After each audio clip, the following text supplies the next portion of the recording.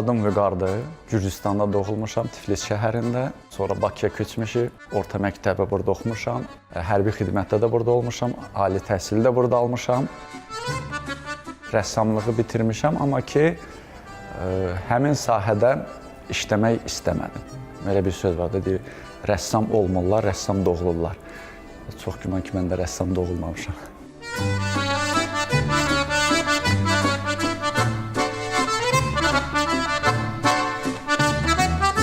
2004-cü il hərbi xidmətdən sonra gəlmişəm, işləmək lazımdır. Mənə təklif olunan variantların heç biri mənə uyğun deyildi. Belə bir söz var idi ki, dil öyrənsin, kompüteri bilsin. Dil də öyrəndim, kompüter də öyrəndim, gördüm ki, yox, heç bir tərpəniş yoxdur. Fikirləşdim ki, özüm hərəkət eləməliyəm. Yəni, həyatda fikirləşə biləcəyiniz ən bir bərbad məkana işə düzəldim. Ofisiant iş idi, bir şadlıq evi idi. 15 ya 18 gün işlədim orada, ondan sonra oradan çıxdım. Karyera, belə deyək, orada başladı. Oradan sonra 25-30-a yaxın şadlıq evləri dəyişdim. Hərəsində bir müddət işlədim, təcrübə yığmaq üçün. Eləsi oldu ki, 6 ay işlədim, 1 il işlədim, 3 gün işlədim. Nəzərə alsaq ki, mənim elə bir kvalifikasiyam yox idi. Həmin dövr üçün köhnə pulla 50.000 manat idi deyəsən, maaş. Pis deyildi, şikayətçi deyildim.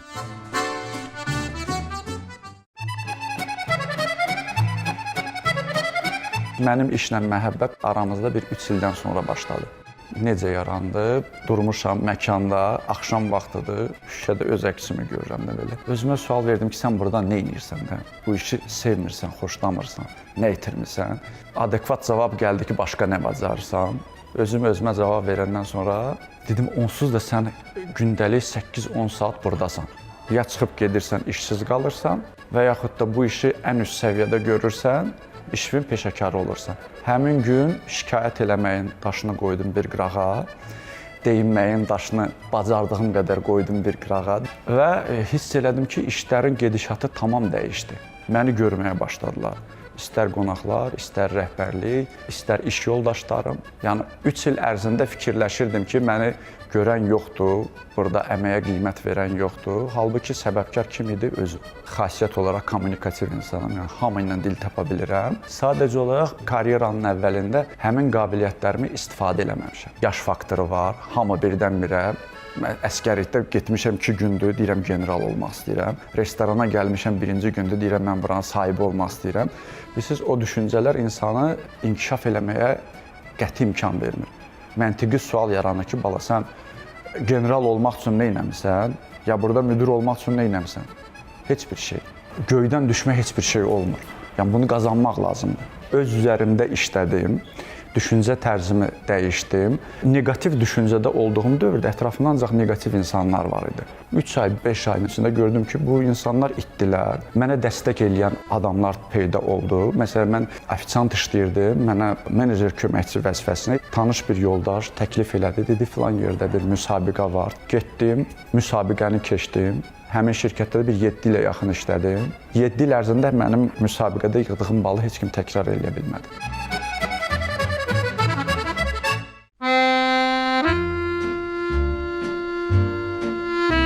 Nəzərə alsaq ki, bu sənət 300 ilə yaxın işləyir. Bu sahədə yenilik eləmək həddən artıq çətindir. Araşdırdım, restoranların tarixçəsi, servisin tarixi. Həmin dövrdə mən təzə başlayanda bunlar çox aktual idi. Hal-hazırda heç bir aktuallığı yoxdur. İstər gənclərin, istər orta yaş, mən yaşda insanlar, ya böyüklərin tələbatı tamam ayrıdır. Tez olsun, qiymət və keyfiyyət üst-üstə düşsün, təmiz olsun, operativ olsun, qayğı görsünlər. 20 il əvvəl bizə öyrədirlər ki, suyu süzəndə sağdan süzmək lazımdır, yemək soldan verilməlidir, dəsmal hansı tərəfdə tutulmalıdır, etiketi bilmək lazımdır, amma həmin qayda, qanun bu dəqiqə işləmir. Cavanlar qəbul eləmir, heç mənim özüm də qəbul eləmirəm. Su istəyirəmsə də mənim istədiyim odur, su tez gəlsin.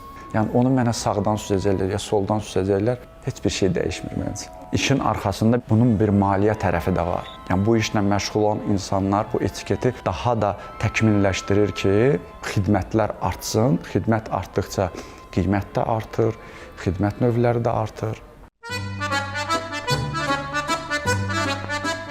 Hal-hazırda gənclərə mən nəyi öyrədirəm? İşin texniki tələbləri var, biliklər var. Mütləq onlar mənimsənilməlidir. Bu biliklər elə də çox deyil. Əsas öyrədirik nə? İnsanlara münasibət, ünsiyyət, davranış. Çünki restorana gələn insan ünsiyyət üçün gəlir bura. Biz də həmin bu tələbləri ödəməliyik. Gələn insana həmin qayğını, diqqəti göstərməliyik. Müştəri məmnuniyyəti təbii ki, təmin olunur. Bizim əsas işimiz odur. Servis girişdən başlayır, məkanın girişinə. Elə orada da bitir. Qonaq, gələn qonaq. Yadında qalan məqam onun gəldiyi 3-5 dəqiqədir və gedəndəki 3-5 dəqiqədir. Ortadakı vaxt aralığı bu qonaqların bir-biri ilə keçirdiyi vaxtdır. Gələn qonaq yadında saxlayır, onu necə qarşılayıblar, nə cür masa arxasında hansı yeri təklif ediblər, nə qədər tez yaxınlaşıb sifarişini götürüblər, sifariş götürərkən nə qədər səmimi olublar. Bu sahədə işləyən insanlar özlərini həmin qonağın yerinə qoymağı bacarmalıdır, mütləq şəkildə. Bu olmasa məkan işləmir. Xidmət göstərən personalın üzündə bir gülüş olmalıdır. Bu, saxta gülüş olmalı deyil, şərt deyil dişlərin hamısı görsənsin, səmimi. İnsanlar səmimiyyəti adi baxışdan sezə bilirlər. Servis bizim, sizin, mənim ruh halımızdan asılı olmalı deyil. Yəni, bugün mənim keyfim var, yaxşıdır, əlayam, qonaqlara super xidmət göstərəcəm, sabah mənim nəsə planlarım yaxşı getməyibdir, bütün negativimi tökürəm onların üstünə. Belə bir şey olmalı deyil. Yeməklərin dadı gözəl olmalıdır, içkilərin dadı gözəl olmalıdır, məkanda sanitar qaydalara mütləq və mütləq şəkildə əməl eləmək lazımdır. Daha sonra yeniliklər gətirmək lazımdır. Məkan gözəl məkandır, amma fikirləşin ki, 3 il, 5 il ərzində orada heç bir yenilik yoxdur. Bu məkanı öldürən faktorlardan biridir. Hər 3 aydan, 5 aydan bir menyuda yenilik olmalıdır. İnteryerdə dəyişikliklər eləmək olar. Amma ən vacib göstərici diqqət və operativlikdir.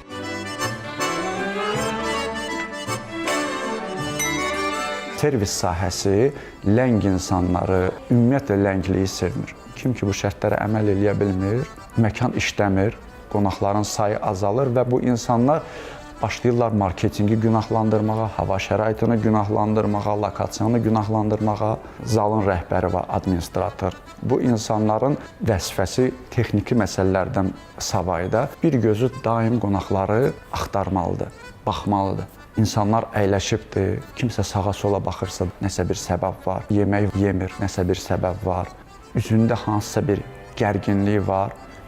İnsandır, səbəblər çox ola bilər. Müşahidə etmək lazımdır ki, bu səbəb bizdən əlaqəlidir, yoxsa ki, başqa bir səbəb var.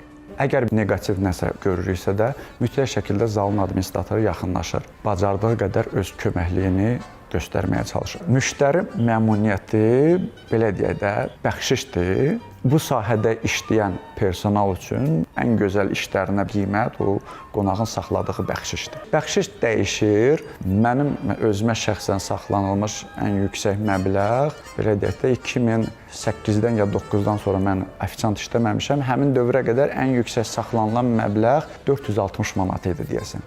İşin maddi tərəfini qoyuram bir qara. Bu, mənim işimə verilən bir dəyərdir. Həmin pul səhəri biri gün onsuz da xərclənib gedibdir. Üstündən də ki, bir 16-17 il keçib də. Amma həmin hissiyat hələ də qalıb.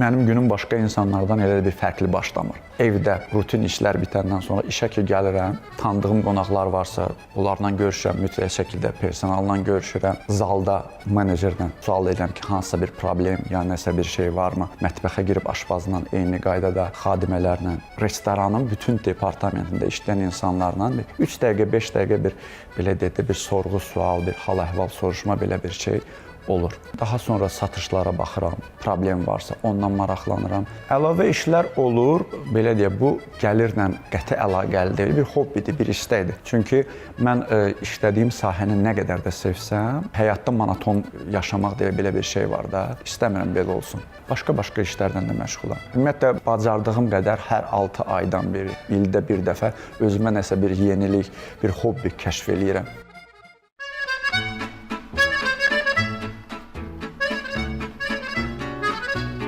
Bu sahəyə gələn insanlar, cavanlar nəzərdə tuturanda, mən tələbəyəm, vaxt öldürmək üçün müvəqqəti bir iş tapım. Bu düşüncə tərzindən bu sahəyə girmisinizsə də, elə olduğunuz yerdə qalasınız, heç bir progresdən söz gedə bilməz. Əgər bu sahəyə başlayanda deyirsiniz ki, bu mənim peşəmdir, mən bura müvəqqəti vaxt öldürmək üçün yox, qazanmaq üçün gəlmişəm, qazanacaqsınız. Bu günləri təbii ki, bu sahədən dolanmaq da olar, qazanmaq da olar.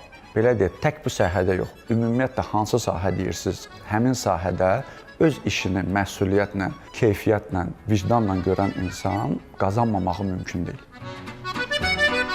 Bu sahədə işləyə-işləyə ola biləcək ən yuxarı bir yerə artıq çatmışam. Hal-hazırda məqsədlərimdən biri nədir? Gənclərin yetişdirilməsi. Bu sahədə işləyən gənclərin yetişdirilməsi. Master klasslar da olubdu, treninqlərdə keçmişəm. Sahibkarlar olubdu ki, deyir bizdə administratorlarımız var, cavan uşaqları da öyrədə bilərsiniz.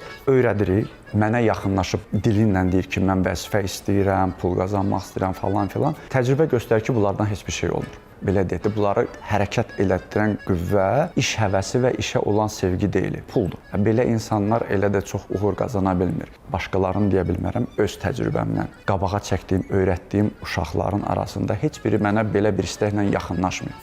Özüm görmüşəm, deyəm ki, valla səndə çox böyük bir potensial var, filan şərtlərə əməl elə, bir 2 aydan, 3 aydan sonra biz başqa bir müstəvidə səndən görüşəcəyik. Mənim pozisiyada olan bir insanın vəzifəsi texniki işlərlə yanaşı həmin insanları görə bilmək.